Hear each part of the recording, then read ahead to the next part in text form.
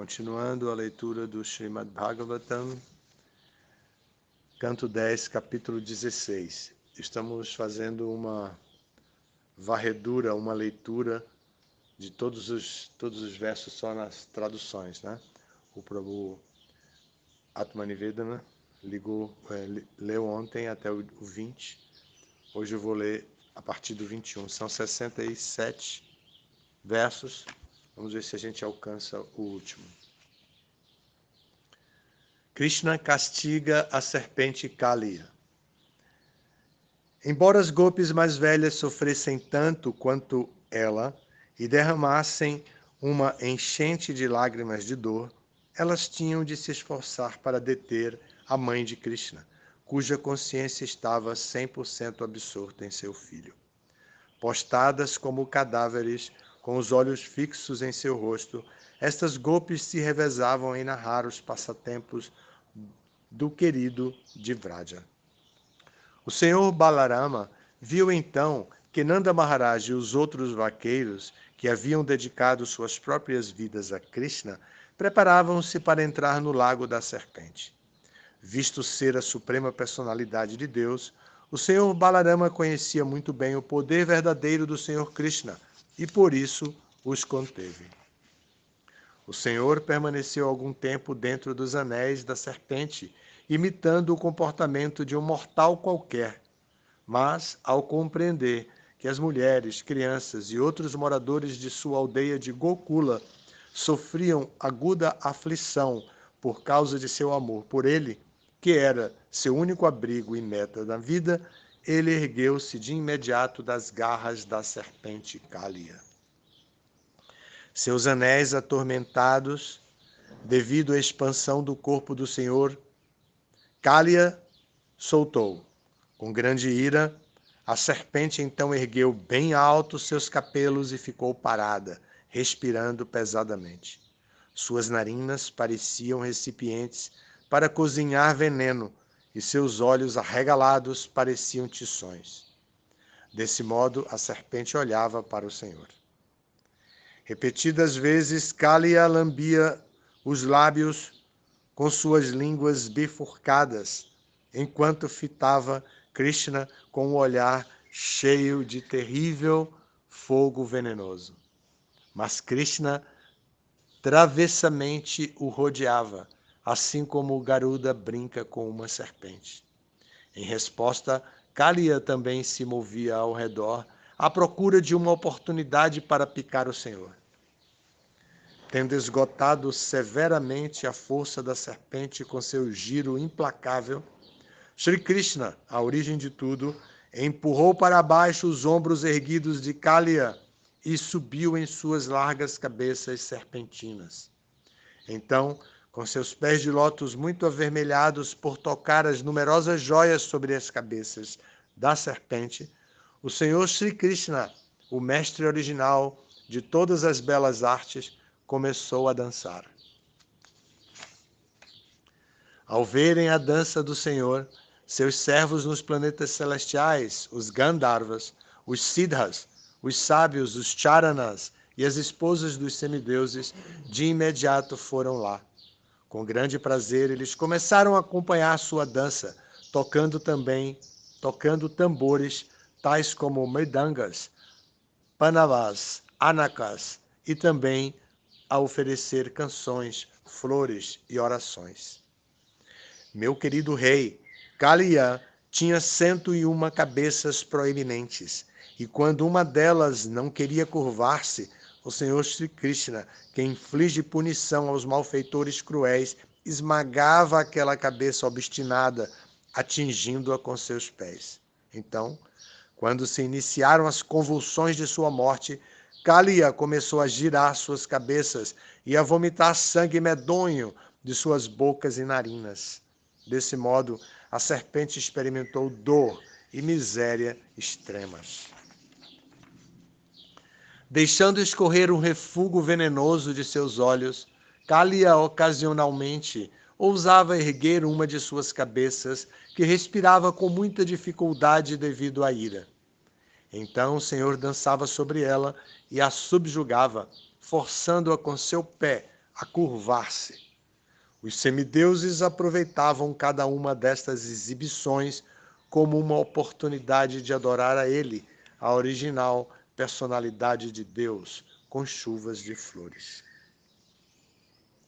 Meu querido rei Parikshit, a admirável e poderosa dança do Senhor Krishna pisoteou e quebrou os mil capelos de Kaliya. Então a serpente, vomitando muito sangue de suas bocas, enfim reconheceu que Sri Krishna era a eterna personalidade de Deus, o mestre supremo de todos os seres móveis e inertes, Sri Narayana. Desse modo, em sua mente, Kaliya refugiou-se no Senhor. Quando as esposas de Kaliya viram como a serpente ficara tão exausta devido ao peso excessivo do Senhor Krishna, que transporta o universo inteiro em seu abdômen, e como os capelos de Kaliya em forma de sombrinha foram espancados pelo bater dos calcanhares de Krishna, elas sentiram grande aflição. Com suas roupas, adornos e cabelo em desalinho, elas aproximaram-se da eterna personalidade de Deus. Com suas mentes muito perturbadas, aquelas senhoras santas puseram seus filhos diante delas e então prostraram-se ante o Senhor de todas as criaturas, estirando seus corpos no chão. Elas desejavam a liberação de seu marido pecador e o abrigo do Senhor Supremo, que concede o abrigo último, e assim, de mãos postas em súplica, aproximaram-se dele. As esposas da serpente Kaliya disseram: o castigo a que este ofensor foi submetido, sem dúvida é justo. Afinal, encarnastes neste mundo para julgar os invejosos e cruéis. Sois tão imparcial que julgais com equanimidade vossos inimigos e vossos próprios filhos. Pois quando impondes um castigo a um ser vivo, sabeis que é para o seu benefício último. O que fizeste aqui é uma verdadeira misericórdia para nós, pois o castigo que infligis aos perversos com certeza erradica toda a contaminação deles. De fato, porque esta alma condicionada, nosso marido, é tão pecador que chegou a assumir o corpo de uma serpente, vossa ira para com ele, obviamente, deve ser vista como misericórdia. Será que nosso marido executou austeridades aprimoradas numa vida anterior, com sua mente livre de orgulho e plena de respeito pelos outros? É por isso que estás satisfeito com ele? Ou será que em alguma existência anterior, com compaixão por todos os seres vivos, executou esmeradamente os deveres religiosos? E é por isso que vós, a vida de todos os seres vivos, estais agora satisfeito com ele? Ó Senhor, não sabemos como a serpente Kaliya logrou esta grande oportunidade de ser tocado pela poeira de vossos pés de lótus. Com este objetivo, a deusa da fortuna executou austeridades por séculos, abandonando todos os outros desejos e fazendo votos austeros. Aqueles que conseguiram a poeira de vossos pés de lótus jamais desejam a realeza celestial, soberania ilimitada, a posição de Brahma ou domínio sobre a terra. Eles não se interessam nem pelas perfeições do yoga, nem pela própria liberação. Ó Senhor, embora tenha nascido no modo da ignorância e seja controlado pela ira, este Kaliya, o rei das serpentes, conseguiu o que os outros têm dificuldade de conseguir. Almas corporificadas que estão cheias de desejos e que por isso divagam no ciclo de nascimentos e mortes, podem ter outras bênçãos manifestadas diante de seus olhos pelo simples fato de receberem a poeira de vossos pés de lótus. Oferecemos nossas reverências a vós, a suprema personalidade de Deus. Embora estejais presente nos corações de todos os seres vivos como a superalma, sois onipenetrante. Embora sejais o refúgio original de todos os elementos materiais criados, existis antes da criação deles. E embora sejais a causa de tudo, sois transcendental a toda causa e efeito materiais, por serdes a alma suprema. Reverências a vós, a verdade absoluta, que sois o reservatório de toda a consciência e potência transcendentais e o possuidor de ilimitadas energias. Embora completamente livre de qualidades e transformações materiais, sois o original agente motriz da natureza material. Reverências a vós, que sois o próprio tempo, o abrigo do tempo e a testemunha do tempo em todas as suas fases. Sois o universo e também seu observador separado. Sois o Criador, bem como a totalidade de todas as suas causas. Reverências a vós, que sois a alma original dos elementos físicos, do substrato sutil da percepção, dos sentidos, do ar vital, da mente, da inteligência e da consciência. Em virtude de vosso arranjo, as almas espirituais infinitesimais erroneamente se identificam com os três modos da natureza material. E dessa maneira, a percepção que elas têm de seu verdadeiro eu fica encoberta. Oferecemos nossas reverências a vós, o ilimitado Senhor Supremo, o supremamente sutil e onisciente personalidade de Deus, que estais sempre fixo em transcendência imutável, que sancionais as opiniões contraditórias das diferentes filosofias e que sois o poder mantenedor das ideias expressas e das palavras que as exprimem. Oferecemos nossas reverências repetidas vezes a vós, que sois o fundamento de toda evidência autorizada, que sois o autor e fonte última das escrituras reveladas, e que vos manifestastes naqueles textos védicos que estimulam o gozo dos sentidos, bem como naqueles que estimulam a renúncia ao mundo material. Eu não posso deixar de comentar esse verso aqui, não. Já me controlei muito. Esse verso 44 fala de temas muito interessantes da análise das escrituras, por isso eu quero falar deles. Tem muitos alunos Bhakti Shastra aqui, estudantes, e tem outros já graduados. Elas dizem aqui são as esposas, que são serpentes também, né? Cobras venenosas, imagine, com essa cultura toda que vem apresentando aqui. Elas dizem assim: oferecemos nossas reverências repetidas vezes a vós, que sois o fundamento de toda evidência autorizada. Aqui está falando da epistemologia, que é o recurso da filosofia que traz o fundamento para toda evidência autorizada. Essa evidência autorizada é a epistemologia. Depois diz, que sois o autor e fonte última das escrituras reveladas e que vos manifestastes naqueles textos védicos, que estimulam o gozo dos sentidos, bem como naqueles que estimulam a renúncia ao mundo material. Aqui fala de algo também que nós sempre estudamos, as três divisões das escrituras, né? A Karma Kanda, Jnana Kanda. Aqui só fala desses dois, Karma Kanda.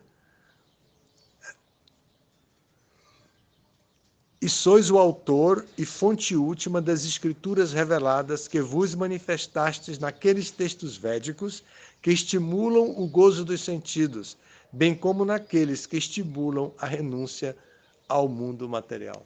O gozo dos sentidos é a seção Karma Kanda dos Vedas, que em troca de sacrifício busca o gozo dos sentidos através da conquista das benesses de algum semideus. E naqueles que estimulam a renúncia ao mundo material, que são os textos da seção Jnana Kanda dos Vedas, que visa a liberação, então a renúncia do mundo material. Elas são realmente muito cultas, né? Que horas são? Faltam 12 minutos ainda, para alguma hora. 6. Oferecemos nossas reverências ao Senhor Krishna e ao Senhor Rama, os filhos de Vasudeva, bem como o senhor Pradyumna e o senhor Aniruddha. Aqui ela fala das expansões quádruplas, as primeiras expansões quádruplas de Krishna, que nós vimos aqui no Festival de Balarama. As 4 primeiras expansões quádruplas. Lá de Goloka Vrindavana ainda, Krishna em Goloka Vrindavana se expande. Vasudeva, Sankarsana, Pradyumna e Aniruddha. E elas dizem, oferecemos nossas reverências ao Senhor Krishna e ao Senhor Rama, que é Balarama, os filhos de Vasudeva, bem como ao Senhor Pradyumna e ao Senhor Aniruddha. Oferecemos nossas respeitosas reverências ao Mestre de todos os santos devotos de Vishnu. Reverências a vós, ó Senhor, que manifestais diversas qualidades materiais e espirituais. Disfarçai-vos com as qualidades materiais. No entanto, o funcionamento dessas mesmas qualidades materiais, em última análise, revela vossa existência. Estais à parte das qualidades materiais como uma testemunha, e só podeis ser conhecido na íntegra por vossos devotos. Os 3 modos da natureza material, as qualidades, aqui em vez de falar modos da natureza, está falando qualidades da natureza material. Os 3 modos. Ó Senhor Hrishikesha, amo dos sentidos, por favor, deixai-nos oferecer reverências a vós, cujos passatempos são inconcebivelmente gloriosos. Pode-se inferir vossa existência devido à necessidade de haver um Criador e revelador de todas as manifestações cósmicas. Porém, embora vossos devotos possam compreender-vos dessa forma, para os não devotos, permaneceis silencioso, absorto, em autossatisfação. Triste isso aqui. Os não devotos ficam inteiramente livres da ação reveladora de Krishna. Krishna se revela para seus devotos, mas não se revela para os não devotos. Então, olha que maneira poética essas cobras resolveram se dirigir a Krishna para falar sobre isso. Embora vossos devotos possam compreender-vos dessa forma, para os não devotos permaneceis silencioso, absorto em autossatisfação. Muito bonito. Reverências a vós, que conheceis o destino de todas as coisas superiores e inferiores, e que sois o regulador e dirigente de tudo que existe. Sois distinto da criação universal. Ainda assim, sois o fundamento sobre o qual se desenvolve a ilusão da criação material, bem como a testemunha dessa ilusão. De fato, sois a causa fundamental do mundo inteiro. Muito legal. Essa minha energia divina é muito difícil de ser superada. Elas estudaram Bhakti Shastra. Ó Senhor onipotente, embora não tenhais razão alguma para vos envolverdes em atividade material, ainda assim agis através de vossa potência eterna do tempo para providenciar a criação, manutenção e destruição deste universo.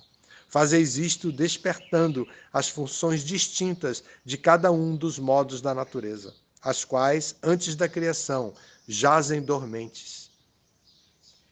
Através de vosso simples olhar, executais perfeitamente todas estas atividades de controle cósmico, como uma divertida disposição de ânimo. Pradhana e Prakriti.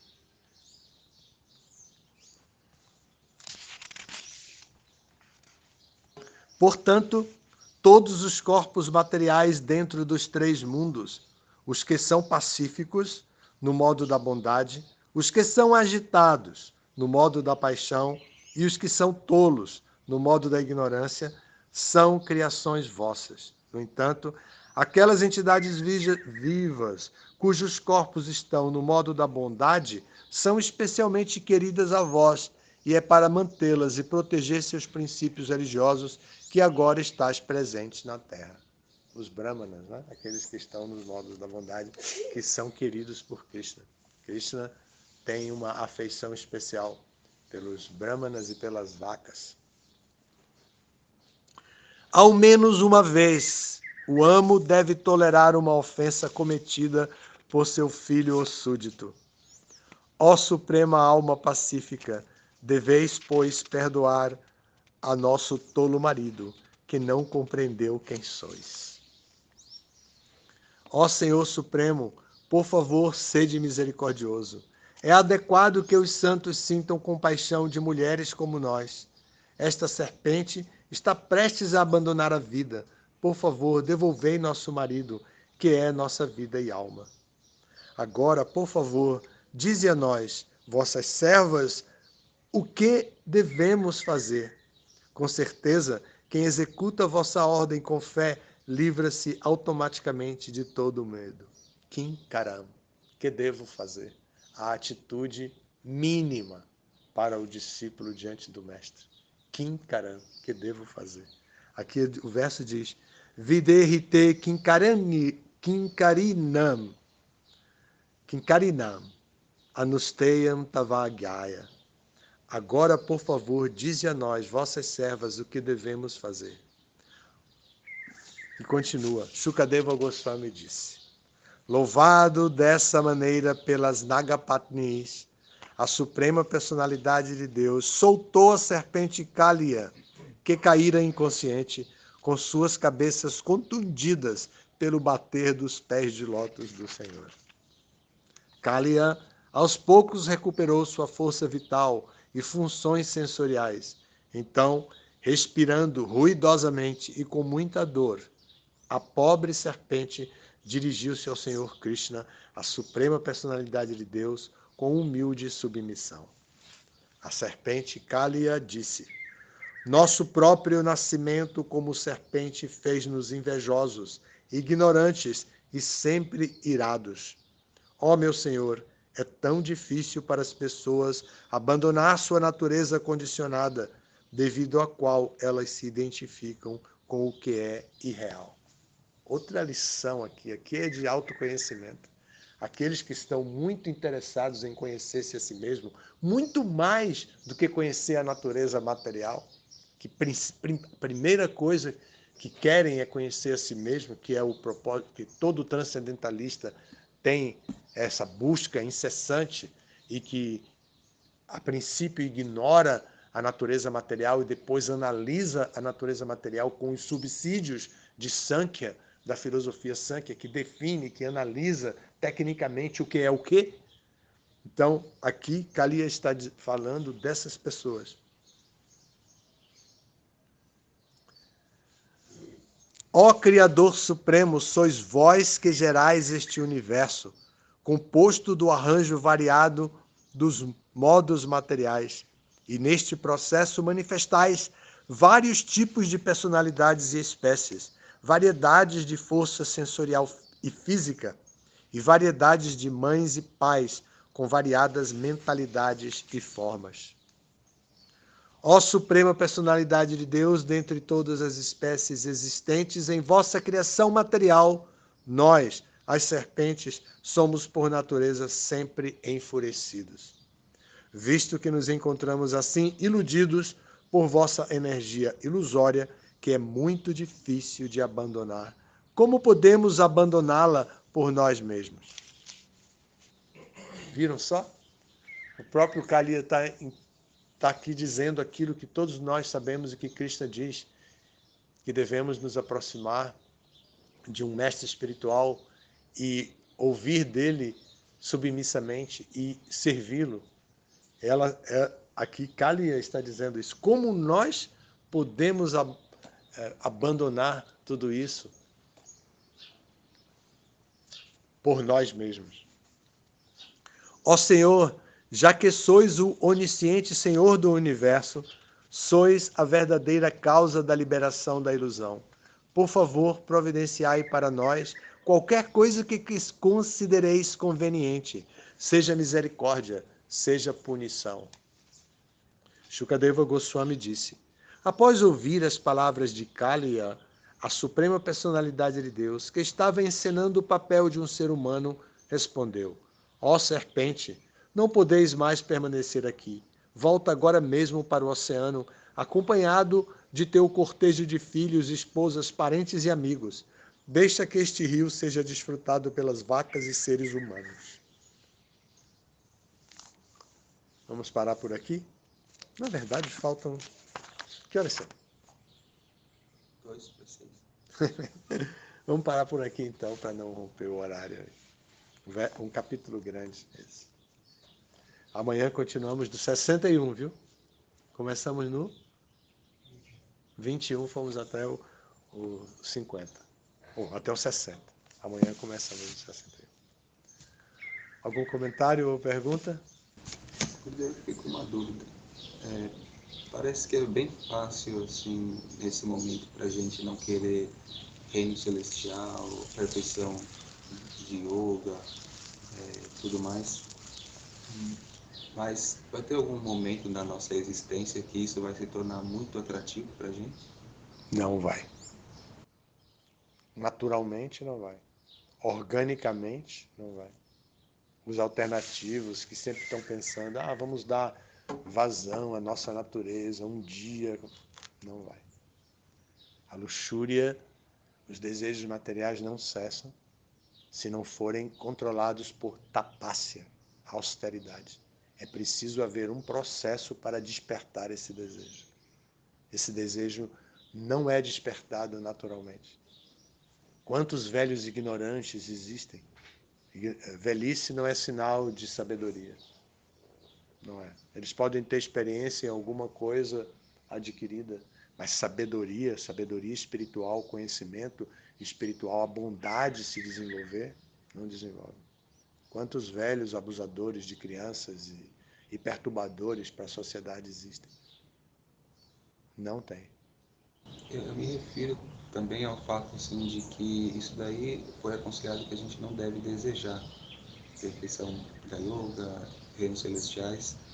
E isso, nesse momento, para a gente que estamos estudando sobre Bhakti, praticando Bhakti, isso não parece tão atrativo para a gente. Agora eu entendi. Então você está falando dos bhaktas. É. Não está falando do indivíduo, a diva, naturalmente inserida dentro do contexto da energia ilusória. Né? Então, para os bhaktas, sim, há. Porque o próprio Krishna tira os obstáculos. O próprio Krishna favorece o devoto. Então, para os devotos, há um momento em que a pessoa compreende, porque a filosofia da consciência de Krishna sempre o acompanha. É impossível ele desfrutar se entregando completamente. Para um bhakta, mesmo que ele se apegue ao gozo dos sentidos, ele jamais conseguirá desfrutar completamente. Sem lembrar da filosofia da consciência de Krishna, sem lembrar de Krishna, sem lembrar das instruções próprias de Bhakti. Mesmo que a ilusão pegue facilmente, ele pode se libertar disso com certa facilidade. Mas, de qualquer forma, é preciso praticar o processo. Não é só estar inserido dentro do ambiente onde se pratica o processo. É preciso praticar o processo. Ok? Algo mais? Como é que, assim, eu posso me esforçar e entender esse diálogo entre Krishna e os 7 coelhos das serpentes, né? Possa ter ocorrido com clareza, mas como que a audiência que estava no entorno estava percebendo esse diálogo? Já que, organicamente, as cobras, como eles percebiam esse diálogo? As cobras, elas não são cobras comuns, né? Elas não são cobras comuns, são seres de Nagaloka, né? Do planeta das serpentes, onde elas têm um outro tipo de vida, como Hanuman, que não é um macaco comum, ele é um Kimpurusha, uma espécie chamada de Kimpurusha. Então, elas são nagas de Nagaloka, um lugar onde elas reinam e tal. E aqui estamos falando do rei e das rainhas. Então elas se expressam com Cristo. Além isso, para começo de conversa. Mas, além disso, toda a natureza material, ainda que inerte, se comunica com o Senhor. Ele tem o poder de saber os interesses das entidades vivas que estão inseridas dentro de toda a natureza material. As plantas, os insetos. Já ouvimos na poesia do Bhagavata, nós ouvimos o abelhão que vem, que traz o recadinho de Krishna, que é as golpes que descrevem essa relação com ele, com o abelhão. E tem tudo isso, todos os animais são divas, almas espirituais, todas as plantas, todos os seres vivos são almas espirituais ali contidas. Não é com o conhecimento científico adquirido no curso médio básico, que é o conhecimento científico básico para qualquer outra especialidade que venha em curso superior. Não é com esse conhecimento, nem com conhecimento científico aprimorado. A gente vai compreender isso através da epistemologia. Aqui está o Shastra. E Shabda Pramana é a parte da epistemologia que diz que os Shastras podem validar um conhecimento. Então aqui está o Shastra. Na verdade, aqui está o fruto maduro de todo o Shastra, que é o Bhagavata. Então, a audiência que estava em torno, falou dos associados, tipo, dos vaqueiros. Todos estavam desmaiados. Todos estavam desmaiados ali, caídos na beira do rio. Os meninos estavam até mortos. As vaquinhas, os bezerros que tinham bebido água estavam até já clinicamente mortos. Clinicamente mortos. Depois Krishna deu uma olhadinha, como ele sempre faz, e todo mundo voltou às boas. Tá. Algo mais? É isso. Obrigado, todas as glórias a Srila Prabhupada.